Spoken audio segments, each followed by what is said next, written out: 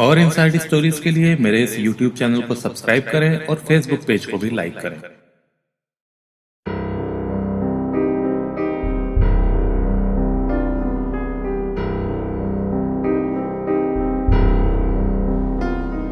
काला जादू करने वाले कृष्णन के पास किसी भी चीज की कमी नहीं थी।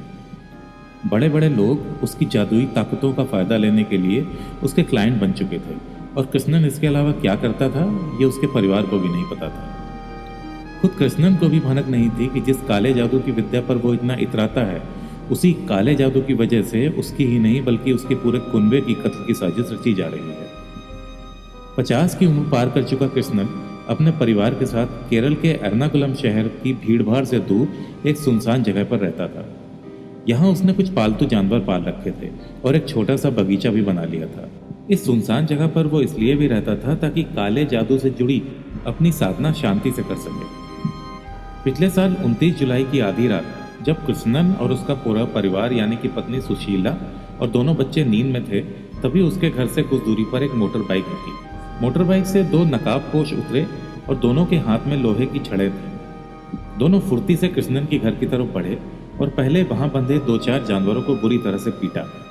बछड़ों और बकरियों के मिनमियाने की आवाज सुनकर कुछ ही देर में जैसे ही हट्टे कट्टे कृष्णन ने दरवाजा खोला तो एक भारी लोहे की छड़ जोर से उसके सिर पर पड़ी। कृष्णन वहीं गिर पड़ा। इसके बाद उसके सिर पर छड़ से 1-2 प्रहार और किए गए। कृष्णन के कराते हुए गिरने की आवाज सुनकर सुशीला बाहर आई और उस पर भी ऐसा ही हमला हुआ। कृष्णन और सुशीला के दम तोड़ने के बाद दोनों नकाबपोश घर के भीतर दाखिल हुए। वहां उन्होंने देखा कि करीब 20-21 साल की अर्षा और 17 साल का अर्जुन अपने अपने बिस्तर पर नींद से तकरीबन जाग चुके थे। एक एक नकाबपोश दोनों बिस्तरों की तरफ गया और अर्षा और अर्जुन के सिर पर लोहे की छड़ से पूरी ताकत से वार किया। दोनों आधी नींद में ही ढेर हो गए। करीब 1 घंटे बाद ये दोनों नकाबपोश उस सुनसान घर से गायब हो गए। लेकिन अचानक ये सब हुआ क्यों? इस सवाल के जवाब के पीछे 3 साल पहले की कहानी है। 3 साल पहले कृष्णन के पास 26-27 साल का एक लड़का अनीश आया था जिसकी कुछ समस्याएं थी। उसकी शादी नहीं हो रही थी और उसका घर भी नहीं बन पा रहा था। हर बार बात चलती आगे बढ़ती लेकिन कोई ना कोई अड़चन आ ही जाती। ना तो शादी हो पाती ना ही मकान बन पाता। इसी सिलसिले में अनीश ने हर जतन किया, रत्न पहने, पूजा पाठ किया लेकिन कोई भी हल नहीं निकला। तब उसने कृष्णन के बारे में सुना और उनके पास चला गया। कृष्णन, यहाँ का पता किसने बताया? अनीश, आपने जिनका भला किया है उन्हीं मिस्टर स्वामी ने। क्या चाहता है मुझसे? बाबा, मेरी शादी और मकान का काम बार बार अटक जाता है। आपका नाम बहुत सुना है, कुछ जादू कीजिए ना। मैं जादू करूँगा लेकिन पैसा, वक्त और तेरा संयम लगेगा उसमें। कठिन होता है जादू। तेरे को चलेगा? आप जैसा कहेंगे करूँगा बाबा। अब तो बस आप ये समझिए कि मेरे लिए आप ही सब कुछ हैं। इसके बाद कृष्णन ने अनीश की समस्या के समाधान के लिए कई तरह के तंत्र मंत्र किए। यज्ञ, पूजा पाठ के साथ ही अनीश को कठिन से कठिन काम करने के लिए कहा जो काले जादू में होते हैं, जैसे हाथ पे जलता हुआ कपूर रख लेना, हवन में खून चढ़ाना वगैरह। अनीश 2 महीने तक कृष्णन के साथ जब ये क्रियाएं करता रहा तो अनीश की दिलचस्पी इस विद्या में जाग उठी और एक दिन अनीश ने कृष्णन से कहा कि वो यह सब विद्या सीखना चाहता है और उसका चेला बनकर रहना चाहता है। इस पर कृष्णन ने पहले तो कुछ नानुकुर की लेकिन अनीश की जिद के बाद वो राजी हो गया। शुरुआत में तांत्रिक और जादुई क्रियाओं की सामग्री बनाना, तैयारी करना जैसी बातें बताने के बाद कृष्णन ने अनीश को तंत्र मंत्र का ज्ञान देना शुरू कर दिया।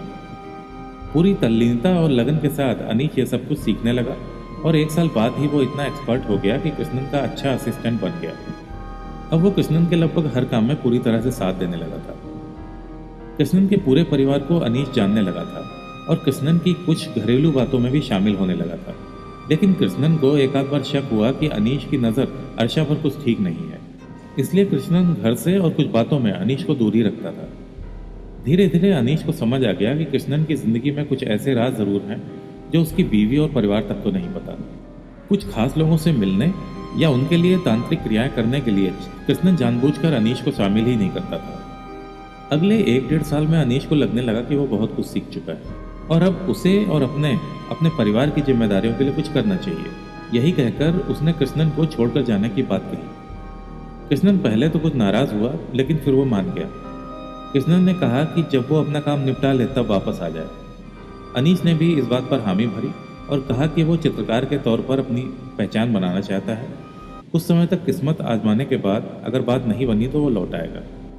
यह कहकर अनीश चला गया और कुछ दिनों तक कृष्णन से और कृष्णन उसके बीच लगातार फोन पर बातें करता रहता था। फिर करीब 6 महीने पहले फोन पर दोनों के बीच बातचीत बंद हो गई। इस बीच अनीश अपने एक साथी लिबीश से तंत्र मंत्र विद्या के बारे में और अपने भीतर की अद्भुत शक्ति होने के बारे में बातचीत करता था। लिबीश एक तरह से अनीश के पूरे प्रभाव में आ चुका था। लिबीश के जीवन में भी कुछ समस्याएं थी और उसे लगने लगा था कि अनीश उसके लिए कोई हल निकाल सकता है। इधर अनीश के मन में कुछ और ही खिचड़ी पक रही थी। दौलत और पूरी ताकत पाने की ख्वाहिश अनीश के भीतर मचल रही थी और उसे पता था कि ये कहाँ है, बस उस तक पहुंचने का रास्ता तैयार कर रहा था। इसी तैयारी में उसने लिबीश को मोहरा बनाने की चाल चली। उसने बातों बातों में लिबीश को बताया था कि कृष्णन के पास बहुत दौलत है। अनीश ने कहा था कि उसे पता चला है कि कृष्णन मूर्तियों की तस्करी में शामिल रहा है, इसीलिए वो उसे उन खास लोगों के साथ काले जादू में शामिल नहीं करता था। एक दिन लिबीश ने जब अनीश से कहा कि अनीश उसकी समस्या को हल करने की बात बार बार टाल रहा है, तो अनीश ने उससे कहा कि इस समस्या को सुलझाने के लिए एक खास किस्म की तांत्रिक क्रिया की जरूरत है। फिर अनीश ने कहा कि कृष्णन के पास तंत्र मंत्र का बहुत पुराना खजाना है। पुराने समय में ताम्र पत्रों पर लिखा हुआ बहुत सा लिटरेचर है जिसे हासिल करना होगा, तभी लिबीश की समस्या के समाधान का रास्ता खुलेगा। अनीश ने बात उस खजाने की थी, लेकिन उसकी नज़र किसी और खजाने पर थी। फिर उसने बातों बातों में लिबीश को इस लूट में शामिल होने के लिए राजी कर लिया। लूट के मकसद से अनीश और लिबीश 19 जुलाई की रात कृष्णन के उस सुनसान घर में पहुंचने से कुछ दिन पहले चुपके से वहां नजर रखे हुए थे और जायजा ले चुके थे कि वहां कृष्णन के परिवार के अलावा और कोई तो नहीं है। उस रात कृष्णन और उसके पूरे परिवार यानी 4 कत्ल करने के बाद अनीश ने पूरा घर छाना।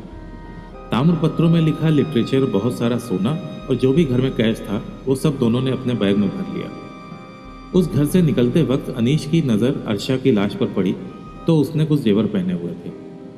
अनीश ने ये सारे जेवर निकालते हुए लिबीश से कहा कि उसकी माँ के जेवर निकाले। जेवर निकालते हुए अनीश की नीयत और खराब हो गई, जो कि उसकी पहले से ही अर्षा के ऊपर बुरी नजर रखती थी। अनीश ने जेवर निकालने के बाद अर्षा की लाश के कपड़े फाड़कर उसके साथ दुष्कर्म किया। उसको ऐसा करते हुए लिबीश ने देखा तो उसने हैरानी जाहिर की। अनीश ने कहा कि तांत्रिक साधनाओं में लाश के साथ ये सब कर सकते हैं। अनीश ने लिबीश को सुशीला के साथ ऐसा करने को कहा। लिबीश ने कोशिश भी की, लेकिन एक हद के बाद उससे ऐसा करते नहीं बना। तब अनीश ने उसे मर्दानगी का ताना देते हुए सुशीला के साथ भी दुष्कर्म करके दिखाया। इतना सब करने के बाद ये दोनों वहां से चले गए। अगले दिन जब वापस लौट कर आए तो उन्होंने देखा कि कृष्णन और बेटे अर्जुन में अभी भी कुछ सांसें बाकी हैं। इन दोनों ने उन दोनों पर फिर से हमला बोल दिया, जिससे कि उनमें जरा से भी जान न बचे। पुलिस का मानना है कि जब इन दोनों ने इस पूरे परिवार को उस गड्ढे में दफनाया तो कृष्णन और बेटे अर्जुन की सांसें चल रही थी। फिर दोनों ने मिलकर लाशों को ठिकाने लगाने के बारे में सोचा। दोनों ने मिलकर चारों लाशों को घसीटकर घर के पास बने एक छोटे से गड्ढे में फेंक दिया। अनीश ने लिबीश से कहा कि मोटर बाइक में एक बोतल है, वो लेकर आए। लिबीश लेकर आया तो अनीश ने उन लाशों पर बोतल में भरा एसिड भी फेंका, जिससे चेहरों की पहचान न की जा सके। इसके बाद दोनों ने चारों तरफ देखा और किसी के आसपास न होने की तसल्ली होते हुए वहां से भाग गए। अगली सुबह इस पूरे परिवार की 4 लाशें बरामद हुई और ये एक ब्लाइंड मर्डर केस बन चुका था। करीब 1 हफ्ते तक पुलिस छानबीन करती रही, लेकिन कातिल गिरफ्त से बाहर रहे। इधर कत्ल के बाद अनीश और लिबीश अलग अलग हो गए थे। अनीश ने फरार होने के वक्त का इस्तेमाल करते हुए उस लिटरेचर को पढ़ा और वो जो भी समझा उस हिसाब से 2 अगस्त की रात उसने काली जादू की पूजा की। इस पूजा में अनीश ने एक तगड़े मुर्गे की बलि चढ़ाई और उस पर कुछ खून भी चढ़ाया। पूरे मंत्रोच्चार के साथ उसने तांत्रिक क्रिया करी थी। अनीश को काले जादू पर पूरा भरोसा था और उसने ये क्रिया इसलिए की थी ताकि कत्ल को अंजाम देने के बाद उस पर किसी तरह की कोई मुसीबत ना आ पाए। इधर मामले में कातिलों तक पहुंचने के लिए पुलिस ने करीब 400 लोगों से पूछताछ की और 5000 फोन कॉल्स की छानबीन की। 6 अगस्त 2018 को लिबीश गिरफ्त में आ गया और लिबीश की निशानदेही पर मंगलवार रात को पुलिस ने अनीश को केरल के इडुक्की जिले के पास गिरफ्तार कर लिया।